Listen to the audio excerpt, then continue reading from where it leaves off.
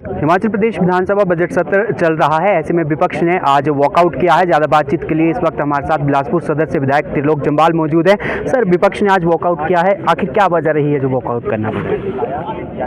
देखिए, आज विधानसभा के अंदर प्रदेश के युवाओं को रोजगार देने के लिए, प्रदेश की अर्थव्यवस्था को बढ़ाने के लिए, इन दो मुद्दों को लेकर जो हिमाचल प्रदेश में केंद्र सरकार ने दो बड़े प्रोजेक्ट, बल्क ड्रग पार्क और मेडिकल डिवाइस पार्क, वो भारतीय जनता पार्टी की सरकार अर्थात जयराम जी जब मुख्यमंत्री थे तब केंद्र सरकार ने हमें दिया था। और बल्क ड्रग फार्मा जो है, बल्क ड्रग पार्क जो है, पूरे देश भर में 3 एडवर्टाइज हुए। एक गुजरात को मिला, एक आंध्र प्रदेश को मिला, एक हिमाचल प्रदेश सौभाग्यशाली था कि हमें मिला। लेकिन 14 महीने में ये वर्तमान सरकार कुछ भी जमीन पे नहीं कर पाई। हमने रिस्पॉन्सिबल विपक्ष होने के नाते हमने प्रदेश सरकार से, हमारे सामान्य सदस्य विक्रम ठाकुर जी जो पूर्व में इंडस्ट्री मिनिस्टर हैं, उन्होंने पूछा कि जो बल्क ड्रग फार्मा पार्क हमारे समय में आया है, जो मेडिकल डिवाइस पार्क हमारे समय में आया है, उसकी प्रगति क्या है। उसके ऊपर जब इंडस्ट्री मिनिस्टर ने जवाब दिया वो बिल्कुल अलग था। जब सामान्य मुख्यमंत्री जी बोल रहे थे वो बिल्कुल अलग था। इंडस्ट्री डिपार्टमेंट क्या कर रहा है ये मुख्यमंत्री जी को पता नहीं, मुख्यमंत्री जी क्या सोच रहे हैं ये इंडस्ट्री मिनिस्टर को पता नहीं।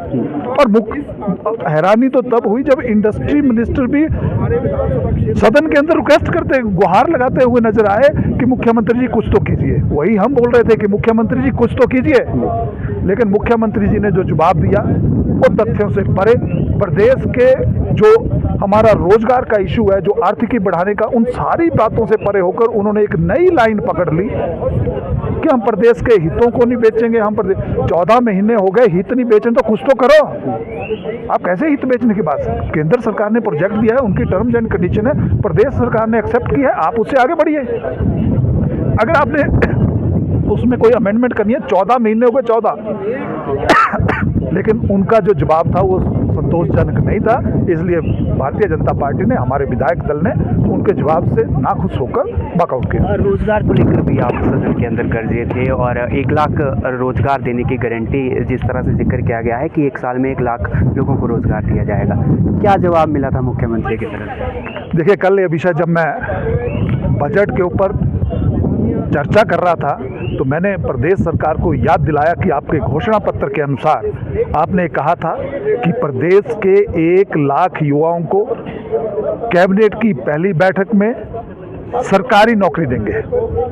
और जब मैं इस विषय को कह रहा था और मैंने ये भी उनको याद दिलाया कि आपने कहा था कि आप प्रदेश की महिलाओं को 1500 रुपये देंगे, तो सामान्य मुख्यमंत्री जी ने मुझे बीच में रोका और उन्होंने कहा कि हमने ऐसा कभी नहीं कहा है और कोई भी सरकार प्रदेश में 1 लाख सरकारी नौकरियां नहीं दे सकती। मैंने उनके जो मैनिफेस्टो थी उसकी कॉपी का जिक्र किया। मैंने उनको बताया कि आपने पहले ही उस पर लिखा है, तो उन्होंने बीच में फिर इंटरप्ट किया, जिसके ऊपर leader of opposition Shri Jairam Thakur ji ने भी उनको दस्तावेज दिखाए। उन्होंने कहा कि इसको प्लेस ऑन कीजिए। हमारी सरकार ने कभी ऐसा नहीं कहा।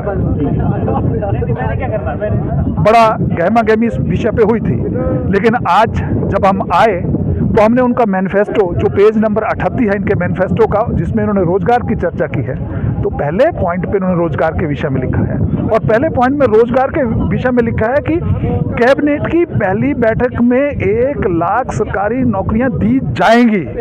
कल भी उन्होंने बजट, तो आज जयराम ठाकुर जी ने जब इसको पॉइंट आउट किया तो मुख्यमंत्री तब भी डिनाई करते रहे कि हमने ऐसा कभी नहीं कहा है। फिर जब थोड़ा हो-हल्ला सदन में हुआ तो स्पीकर महोदय ने एक व्यवस्था दी कि लाइए इन डॉक्यूमेंट को मुझे दीजिए साइन करके। जब डॉक्यूमेंट स्पीकर महोदय को दिए तब उन्होंने भी पढ़ा, तो उन्होंने भी वही पढ़ा जो लिखा था कि कैबिनेट की पहली बैठक में 1 लाख सरकारी नौकरियां देंगे, दी जाएंगी। तो मुख्यमंत्री जी जवाब देने लायक नहीं थे, लेकिन वो फिर शब्दों को तोड़ मोड़ के पेश, हम 5 साल में देंगे, हम सोच रहे हैं, हम कर रहे हैं। तो मैंने यही कहा था कि ये सरकार जो झूठी गारंटियां देके आई है, जो अपने मैनिफेस्टो को नहीं मान रही है, जो अपने लीडरों की कही बात को नहीं मान रहा है। कल मैंने कहा था कि मैं वीडियो चला दूं हाउस में, तो मुझे डिप्टी स्पीकर महोदय ने उसके लिए डिनाई किया। तो मैंने ये कहा कि सारे नेता आपके कहते रहे, आप कहते रहे, लिख के दिया, आप इसको नहीं मान रहे, तो आप मान किसकी रहे हैं, किसकी सुन रहे हैं? तो इसलिए आज वो विषय जब आया तो सुबह ही उसके ऊपर काफ़ी गहमा गहमी हुई। हमने उसको प्लेस ऑन रिकॉर्ड किया, जिसमें लिखा गया क्लियर कट जो इनका मैनिफेस्टो है, उसका जो पेज नंबर 38 है, रोजगार का पॉइंट है, उसमें पहली लाइन में लिखा है कि प्रदेश सरकार बनने पर कैबिनेट की पहली बैठक में 1 लाख सरकारी नौकरियां दी जाएगी। उसको हमने याद दिलाया है और हम भविष्य में भी सरकार को याद दिलाते रहेंगे कि आपने प्रदेश के युवाओं को ठगा है, प्रदेश के बेरोजगारों को ठगा है, आपने नारी शक्ति को ठगा है।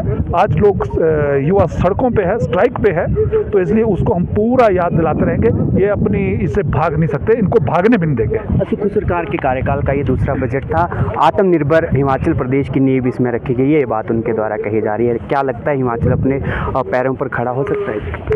हमने आज एक नारा दिया था कि पहला साल झूठ की गारंटी, और पहला बजट झूठ की गारंटी और दूसरा बजट लूट की गारंटी। तो इस सरकार ना ये कुछ कर सकती है।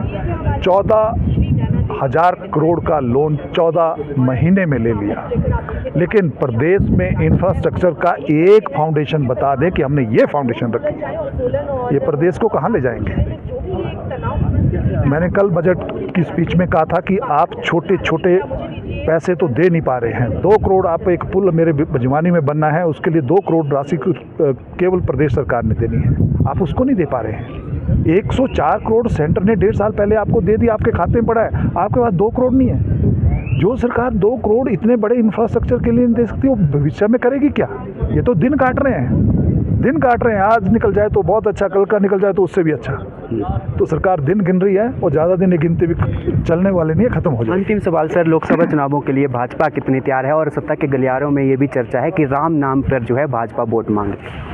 भाजपा अपने एजेंडे पे वोट मांगती है, और भाजपा का जो एजेंडा है वो क्लियर है, और इसलिए चारों सीटें पूरी मेजोरिटी के साथ भारतीय जनता पार्टी जीतेगी। बहुत बहुत धन्यवाद हमारे से बातचीत करने के लिए। तो ये थे हमारे साथ बिलासपुर सदर से विधायक त्रिलोक जम्वाल। साफ तौर पर कहना है कि जो मुख्यमंत्री द्वारा अपने कार्यकाल का दूसरा बजट यहाँ पर पेश किया गया है, वो कहीं ना कहीं लोगों को ठगने का प्रयास इसमें किया जा रहा है। समाचार फर्स्ट के लिए शिमला से नीरज डोगरा की रिपोर्ट।